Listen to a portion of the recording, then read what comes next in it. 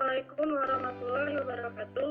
Kami dari kelompok 7. Pada kesempatan kali ini kami akan menyampaikan materi hasil dari kerja kelompok kami. Saya Riri Andarwati yang bertugas sebagai moderator dan ada Adi Nathanael sebagai operator. Kemudian pemateri 1 akan dibawakan oleh Adis Ananda Putri, pemateri 2 oleh Widya Hadi, dan terakhir ada Redo Bekas Pratama sebagai pemateri 3.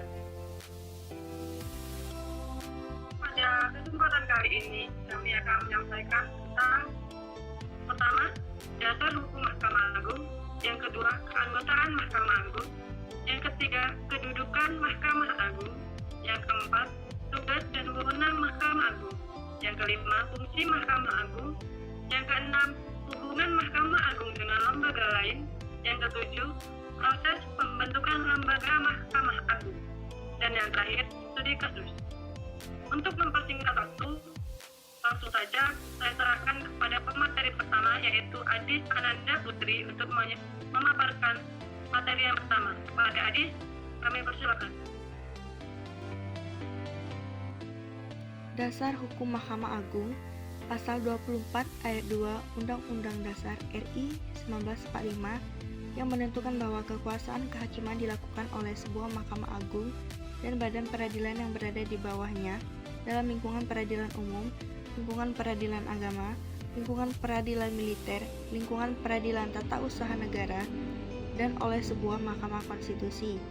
Pasal 24A Ayat 1 UUD RI 1945, Mahkamah Agung berwenang mengadili pada tingkat kasasi, menguji peraturan perundang-undangan di bawah undang-undang terhadap undang-undang, dan mempunyai wewenang lainnya yang diberikan oleh undang-undang.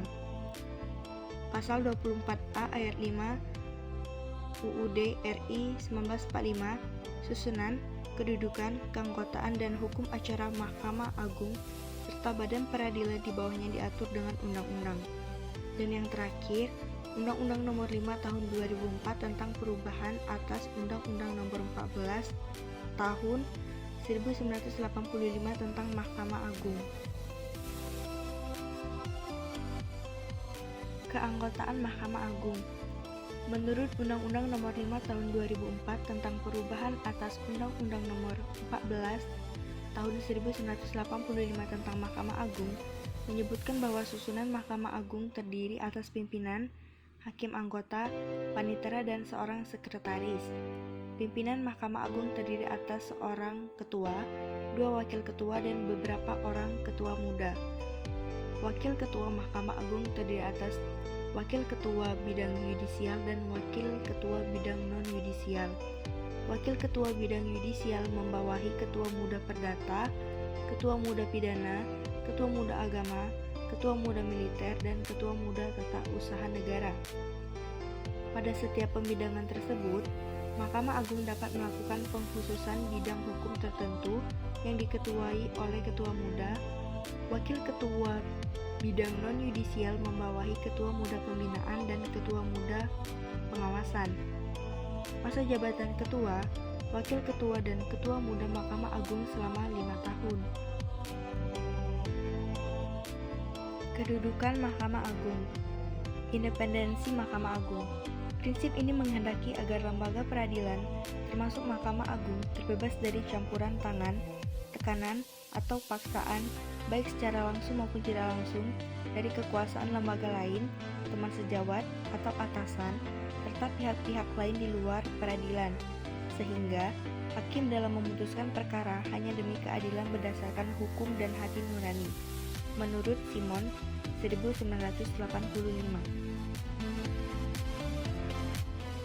Tugas dan wewenang Mahkamah Agung. Menurut Undang-Undang Nomor 14 Tahun 1985, Mahkamah Agung bertugas dan berwewenang untuk memeriksa dan memutuskan 1. Permohonan kasasi. Kasasi adalah pembatalan atas keputusan pengadilan-pengadilan yang lain yang dilakukan pada tingkat peradilan terakhir dan di mana menetapkan perbuatan pengadilan-pengadilan lain dan para hakim yang bertentangan dengan hukum, kecuali keputusan pengadilan dalam perkara pidana yang mengandung pembebasan terdakwa dari segala tuduhan. Hal ini sebagaimana ditentukan dalam pasal 16 Undang-Undang Nomor 1 Tahun 1950, pasal 244 Undang-Undang Nomor 8 Tahun 1981, Undang-Undang Nomor 14 Tahun 1985, dan Undang-Undang Nomor 5 Tahun 2004. Kedua, sengketa tentang kewenangan mengadili.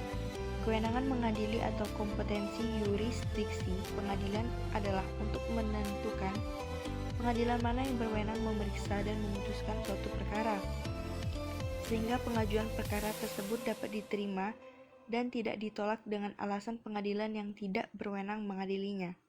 Ketiga, permohonan peninjauan kembali putusan pengadilan yang telah memperoleh kekuatan hukum tetap. Fungsi Mahkamah Agung. 1. Fungsi peradilan. Mahkamah Agung merupakan pengadilan kasasi yang bertugas membina keseragaman dalam penerapan hukum.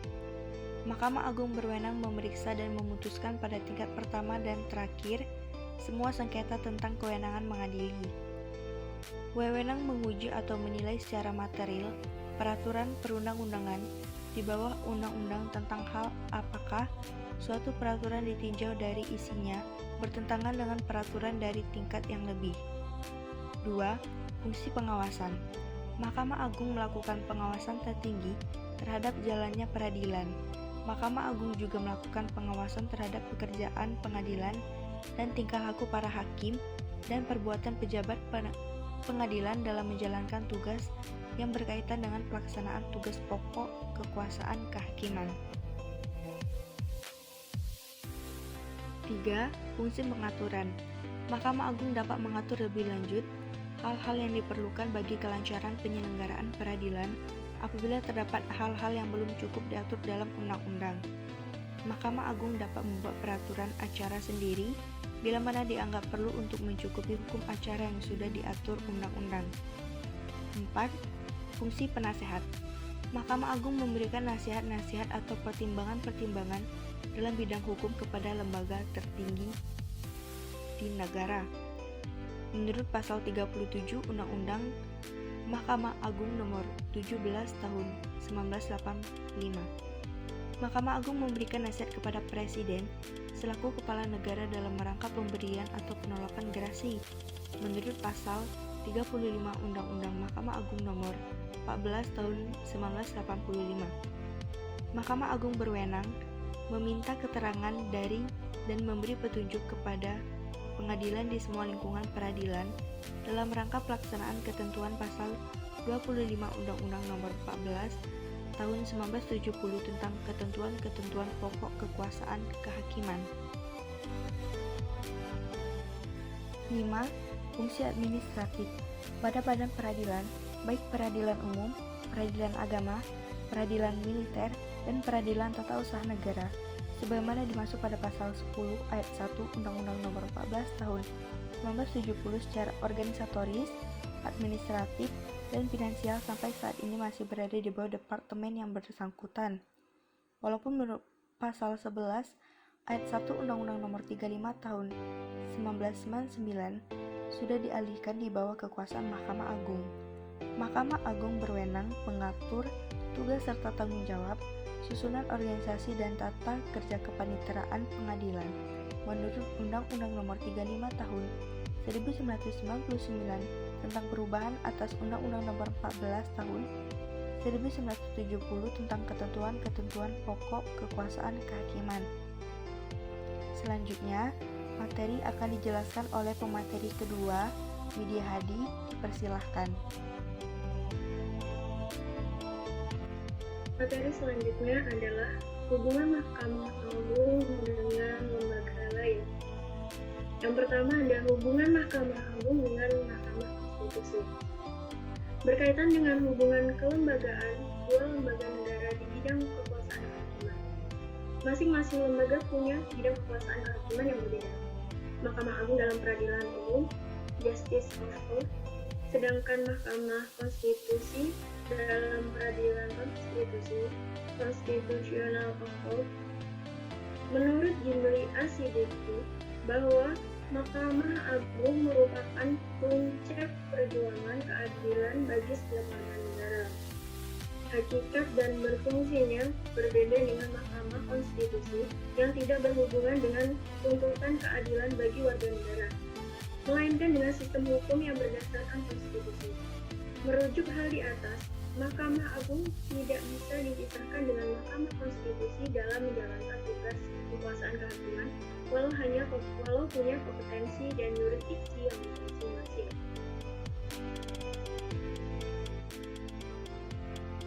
Hubungan Mahkamah Agung dengan Presiden. Sebagai lembaga negara dalam sebuah konstruksi negara Republik Indonesia, maka secara kelembagaan dalam hal ini dengan Presiden, Mahkamah Agung paling tidak mempunyai hubungan kerja di antaranya dalam hal yang pertama, Mahkamah Agung dapat memberikan pertimbangan dalam bidang hukum, baik diminta maupun tidak kepada lembaga-lembaga negara, termasuk dalam hal ini yang diminta atau tidak oleh Presiden berkenaan penyelenggaraan negara. Yang kedua, Mahkamah Agung memberikan pertimbangan hukum kepada Presiden dalam hal pemberian atau penolakan gerasi sebagai diatur dalam pasal 14 ayat 1 Undang-Undang Dasar 1945. Hubungan Mahkamah Agung dengan lembaga negara lain, DPR RI, DPD RI, atau BPK. Terhadap tiga lembaga negara ini secara kelembagaan, Mahkamah Agung hanya mempunyai hubungan dalam menjalankan wewenang, yaitu memberikan pertimbangan-pertimbangan dalam bidang hukum, baik diminta maupun tidak, kepada lembaga-lembaga negara. Pertimbangan yang diberikan oleh Mahkamah Agung sifatnya adalah pertimbangan hukum. Dalam hal ini biasa dikenal dengan fatwa. Biasanya pertimbangan hukum atau fatwa yang dikeluarkan Mahkamah Agung berkenaan dengan penafsiran terhadap peraturan perundang-undangan di bawah undang-undang yang dirasakan mempunyai makna ganda atau bias.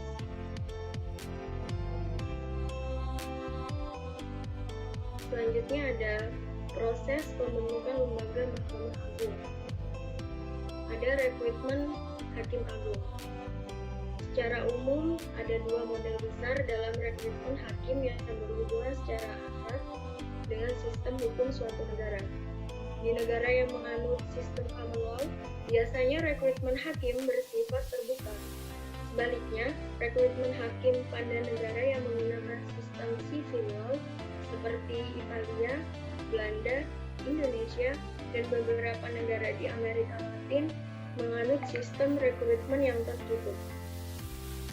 Jadi bisa disimpulkan bahwa Indonesia menggunakan sistem rekrutmen tertutup dengan membuka kemungkinan pelaksanaan sistem rekrutmen terbuka pula. Pemilihan pimpinan. Yang pertama, berdasarkan pasal 8 ayat 3 Undang-Undang Nomor 14 Tahun 1985, Ketua dan Wakil Ketua MA diangkat oleh Presiden berdasarkan usul DPR. Jumlah usul DPR untuk masing-masing posisi adalah 2 calon pada ayat 5. Sedangkan untuk Ketua Muda diangkat oleh Presiden atas usul Ketua MA. Pasal 24A ayat 4 perubahan ketiga Undang-Undang 1945. Dalam pasal tersebut ditegaskan bahwa pemilihan Ketua dan Wakil Ketua Mahkamah Agung dilakukan dari dan oleh Hakim Agung sendiri. Pemilihan Ketua dan Wakil Ketua Mahkamah Agung memang dapat menghindarkan dari adanya politisasi dari pihak eksternal Mahkamah Agung. Undang-undang tidak mengatur kriteria khusus dalam memilih pimpinan Mahkamah Agung. Jadi pada prinsipnya seluruh hakim agung dianggap layak untuk menjadi pimpinan Mahkamah Agung. Hal ini dianggap kurang tepat karena ada perbedaan tugas dan wewenang yang signifikan antara Hakim Agung dengan pimpinan Mahkamah Agung. Jumlah Hakim Agung. Pada prinsipnya, jumlah sumber daya manusia di suatu organisasi termasuk Mahkamah Agung harus memadai dalam arti tidak terlalu sedikit dan tidak terlalu banyak. Saat ini informasi kuota jumlah Hakim Agung adalah 51 orang. Jika kita melihat sejarahnya pada awal berdirinya Mahkamah Agung, jumlah Hakim Agung ada 9 orang. Kemudian seiring dengan makin banyaknya perkara perkara yang harus diperiksa Mahkamah Agung, jumlah tersebut kemudian bertambah mulai dari 19 menjadi 24 sampai dengan 51 orang. Penambahan jumlah tersebut dilakukan atas inisiatif Mahkamah Agung sendiri, mengingat tidak ada peraturan yang menyebutkan mengenai informasi Hakim Agung. Masa jabatan. Secara umum, ada dua model utama yang biasa dipergunakan untuk menentukan masa jabatan Hakim Agung. Yang pertama, model masa jabatan yang permanen, baik dengan menetapkan batas usia pensiun tertentu atau masa jabatan seumur hidup. Model masa jabatan ini dianggap lebih menjamin independensi hakim secara personal. Namun kelemahan utama model ini adalah jika ternyata kualitas dan integritas hakim yang terpilih itu lemah, maka resikonya negara harus tetap mempertahankan hakim tersebut sampai ia meninggal dunia atau masuk masa pensiun. Yang kedua, masa jabatan berdasarkan periode tertentu, baik itu hanya untuk satu periode saja dan tidak dapat dipilih kembali, atau untuk satu periode dan dapat dipilih kembali. Kelemahan utama pada metode ini adalah jaminan independensi hakim sedikit lemah. Pasalnya bisa jadi hakim yang berani memutuskan secara fair perkara yang melibatkan lebih besar dapat terancam tidak akan dipilih kembali pada periode berikutnya. Bukan mustahil, akhirnya hakim menjadi terpaksa untuk memenangkan pihak yang memiliki kekuatan ekonomi politik jika ia ingin dipilih kembali untuk periode berikutnya. Pegawai. Rekrutmen pada pembinaan secara umum, keberhasilan Mahkamah Agung untuk menjalankan fungsinya hanya dapat tercapai jika adanya dukungan sumber daya manusia, bukan hanya dari kalangan Hakim Agung, namun juga dari kalangan pegawai Mahkamah Agung lainnya. Karena itu, keberadaan dukungan pegawai yang berintegritas, berkualitas, dan memiliki kinerja yang baik adalah suatu hal yang penting. Pengisian jabatan kepanitraan. Pasal 20 Undang-Undang Nomor 14 Tahun 1985 mensyaratkan bahwa jabatan panitera, wakil panitera, panitera muda, atau panitera pengganti di Mahkamah Agung hanya dapat diisi oleh kalangan hakim. Karena itu, karir tertinggi seorang panitera karir, panitera yang sejak awal direkrut sebagai panitera di pengadilan tingkat pertama, hanyalah menjadi panitera di pengadilan tingkat banding. Selanjutnya akan dijelaskan oleh Reda. Contoh studi kasus. Beberapa peraturan telah dikeluarkan untuk memperbaiki pengelolaan uang perkara di MA dan jajarannya sebagai upaya untuk mencegah penyelewengan dalam penggunaan biaya perkara. Tetapi ternyata Badan Pemeriksa Keuangan atau BPK masih saja menemukan adanya kebocoran pengelolaan uang perkara di MA. Berdasarkan hasil investasi dari Law Justice CO, telah ditemukan beberapa kejanggalan terkait dengan pengelolaan uang perkara di MA.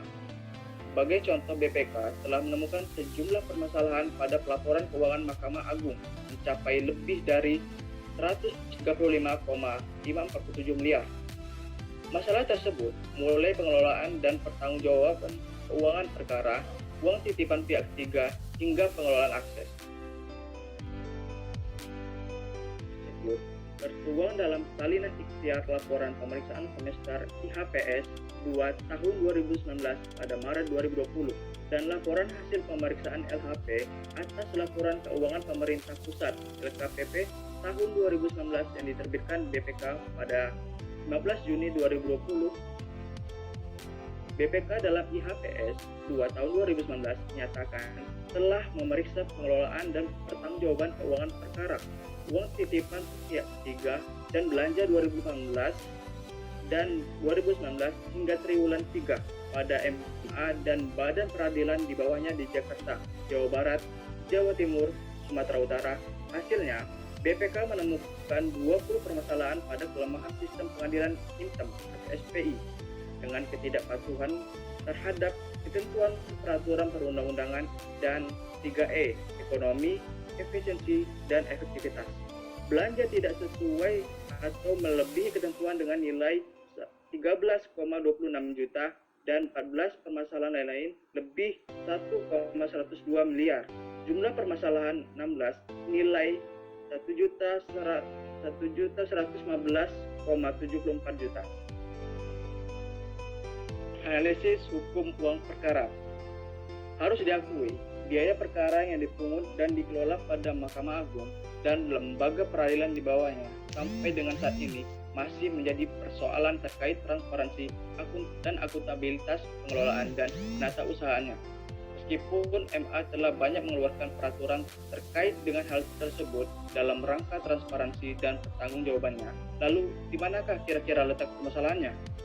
Untuk memahami terminologi biaya perkara dapat dirujuk pada pasal 121 ayat 4 akhir atau pasal 145 ayat 4 RBG yang menyebutkan bahwa yang dimaksudkan dengan biaya perkara adalah biaya terlebih dahulu harus dibayar oleh penggugat ketika memasukkan gugatan perkara perdata sesuai dengan asas-asas, dan tidak ada biaya, tidak ada perkara.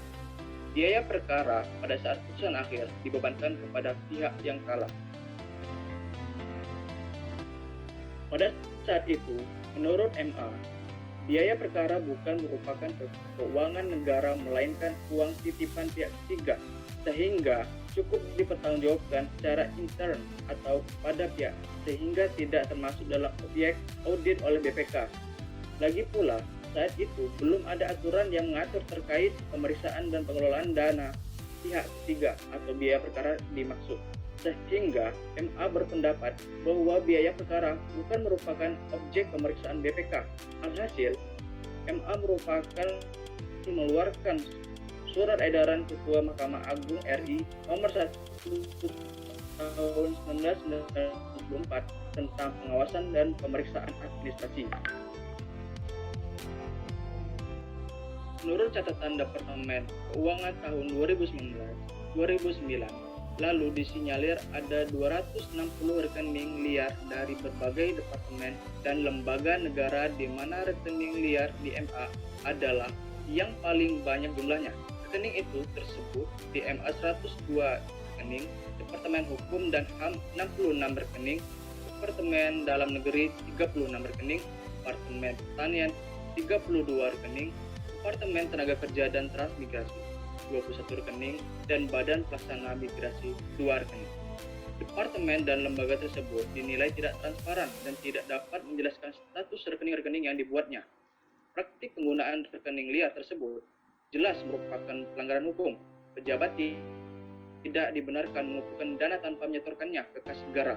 Hal ini jelas melanggar Undang-Undang Nomor 20 Tahun 1997 tentang penerimaan negara bukan pajak, Undang-Undang Nomor 17 Tahun 2003 tentang keuangan negara, dan Undang-Undang Nomor 1 Tahun 2004 tentang pendaharaan negara, bahwa setiap penerimaan negara harus dilaporkan kepada bendahara negara. Dalam hal ini, Menteri Keuangan, karena pengelolaan rekening liar paling banyak, maka hasil audit BPK hampir setiap tahun menempatkan MA sebagai lembaga yang mendapatkan predikat disclaimer dari BPK. Hasil pemeriksaan BPK itu juga mengidentifikasikan kemungkinan korupsi masih merajalela di lingkungan peradilan di Indonesia, termasuk di MA. Karena itulah, selain audit oleh BPK, KPK perlu didorong untuk penegakan hukumnya, karena bau-bau korupsi tercium di sana yang diduga masih banyak rekening liar yang menampung dana haram termasuk dana perkara. Secara ketatanegaraan, KPK lebih tepat membongkar kasus ini karena KPK merupakan lembaga independen dan tidak berada di bawah kekuasaan eksekutif, legislatif, maupun yudikatif manapun. KPK sudah saatnya untuk berani masuk ke wilayah lembaga peradilan, termasuk mengusut dana perkara yang ada di MA. Sebab selain KPK, tidak ada lembaga lain yang bisa memeriksa institusi MA. khususnya menyangkut dugaan penyelewengan pengelolaan biaya perkara. Apalagi mengingat salah satu tujuan utama mengapa KPK dibentuk adalah untuk memberantas korupsi di lembaga peradilan atau judicial corruption. Jika KPK berani, tinggal menunggu waktu, korupsi biaya perkara di MK akan terkuak dan semakin merosotkan citra lembaga peradilan tertinggi di Indonesia itu. Baik, saya kembalikan kepada moderator. Demikianlah tadi pemaparan dari materi hasil kerja dari kelompok 7 tentang Mahkamah Agung. Jika ingin yang ada yang ditanyakan atau saran, bisa ditulis di kolom komentar di bawah. Saya sebagai moderator mengucapkan mohon maaf jika ada kesalahan kata, kalimat, atau pengucapan. Pada Allah, kami mohon ampun. Saya akhiri. Wabillahi taufiq wal hidayah. Wassalamualaikum warahmatullahi wabarakatuh.